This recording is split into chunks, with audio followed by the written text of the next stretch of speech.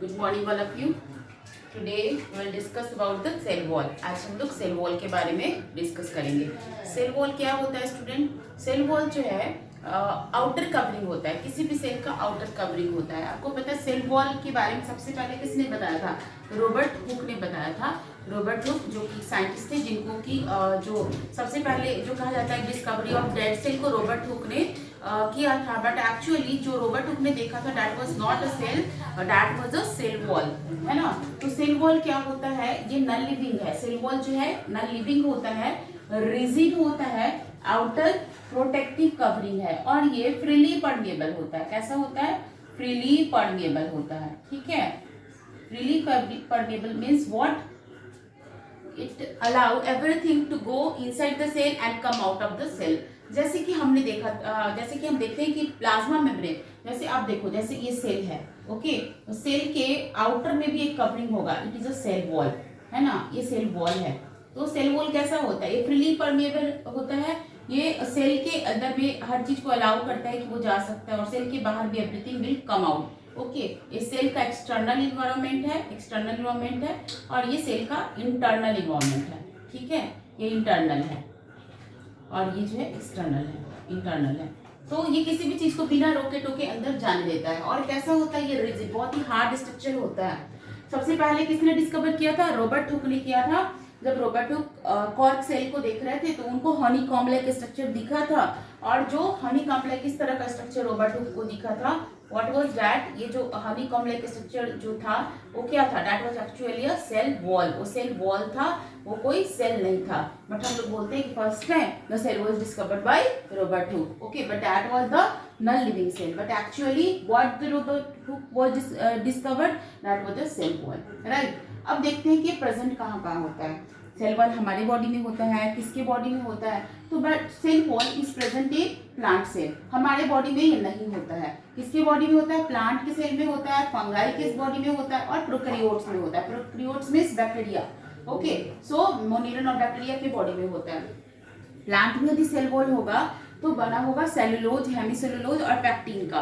किसका बना होता है प्लांट का सेल वॉल? सेलुलोज का बना होता है, हेमीसेलुलोज और पैक्टीन का बना होता है। फंगाई का cell wall is made up of chitin. क्या बोलते हैं इसको? काइटिन का बना होता है।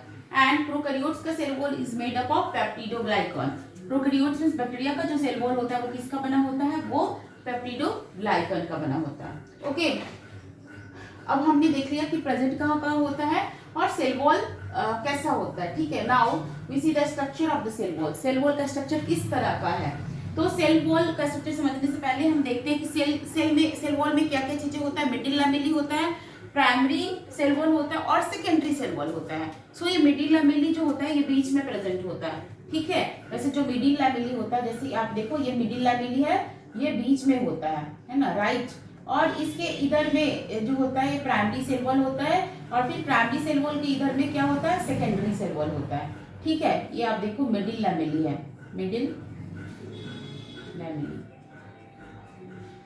And this is the primary cell wall, primary cell wall, and this is the secondary cell wall, cell wall. ठीक है, तो मिडिल लैमेली देखो कैसे होता है। जैसे फॉर एग्जांपल आप ऐसे समझो ये वॉल है, तो वॉल का जैसे दो ब्रिक है, हमने दो ब्रिक लिया, दो ब्रिक को मुझे क्या करना है? दो ब्रिक को आपस में ग्लू करना है, जोड़ना है। तो व्हाट वी डू, हम बीच में सीमेंट को डालते हैं। बीच में हम क्या डालते हैं? सीमेंटिंग मटेरियल को डालते हैं इसके बीच में, ताकि ये दोनों ब्रिक जो है आराम से जुड़ जाए।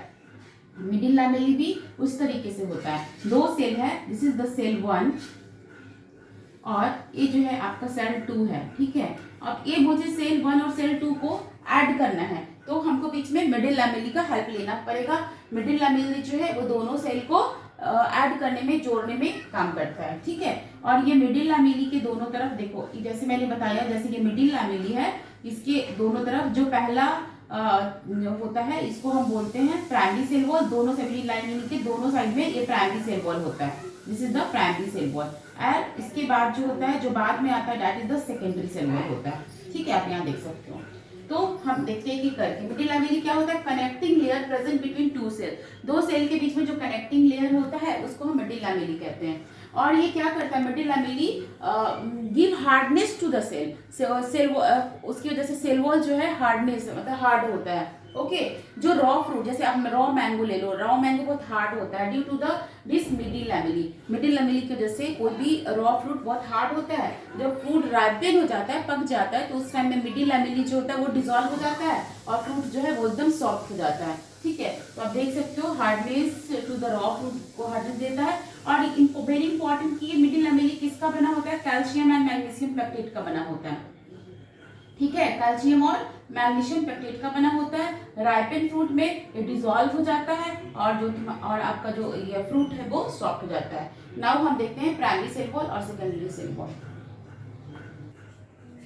देखते हैं primary cell wall. Okay, so primary cell wall जो होता है जैसा कि मैंने बताया found on either side of the middle lamellae. जो हमने देखा था मिडिल लैमेली, ये जो है हमारा ये जो मिडिल लैमेली जो बीच में था इसके दोनों साइड में होता है प्राइमरी सेल वॉल, है ना, आइदर साइड में होता है, थीन और इलास्टिक होता है। Okay, and it is the first layer deposited around the middle lamellae. Middle lamellae के दोनों साइड में फर्स्ट लेयर, जो पहला लेयर बनता है ये प्राइमरी सेल वॉल है। और एक इसका जो केमिकल कंपोजिशन हम देखें किस चीज का बना होता है, तो सेलुलोज, हेमीसेलुलोज और पेक्टिन का बना होता है। इस तरीके से हम देखेंगे सेकेंडरी सेल वॉल, ये जो है ये कैसा होता है, ये जो है जैसा कि ये थीन और इलास्टिक होता है, तो ये थिक और नॉन इलास्टिक होगा, राइट, इसका अपोजिट होगा, क्योंकि ये हार्ड होता है थोड़ा ना, ये हार्ड होता है, तो थिक और नॉन इलास्टिक होगा। ये इनर साइड में प्रेजेंट होता है प्राइमरी सेल वॉल के बाद में, जैसे ये मिडिल लैमेली हमारा और ये प्राइमरी सेल वॉल है, और ये उसके बाद में होता है इस तरीके से सेकेंडरी सेल वॉल, तो प्राइमरी के बाद होता है। और ये किस चीज का बना होता है, सेलुलोज, हेमीसेलुलोज और लेग्नीन होता है इसमें पेक्टिन होता है और इसमें लेग्नीन होता है। ठीक है, तो this all are about the cell wall. Cell wall किस चीज का बना होता है, primary cell wall, secondary cell wall और मिडिल लैमेली। ठीक है, now we talk about the pit and एक और टर्म रह गया हमारा पोर है, और ये पोर का क्या फंक्शन होता है उसको हम देखते हैं। एक्चुअली जिस पोर के बारे में बता रही थी मैं, तो मिडिल लैमेली और प्राइमरी सेल वॉल के बीच में, मिडिल लैमेली और प्राइमरी सेल वॉल के बीच में एक पोर्स होता है, ठीक है, माइन्यूट पोर्स होता है, एंड द साइटोप्लाज्मिक कनेक्शन और प्लाज्मोडेस्माटा। प्लाज्मोडेस्माटा क्या है, साइटोप्लाज्मिक कनेक्शन है, मतलब कि ये एक सेल है और ये एक दूसरा सेल है, ठीक है, तो इस सेल का material will pass from this cell to this cell through this connection known as plasmodesmata.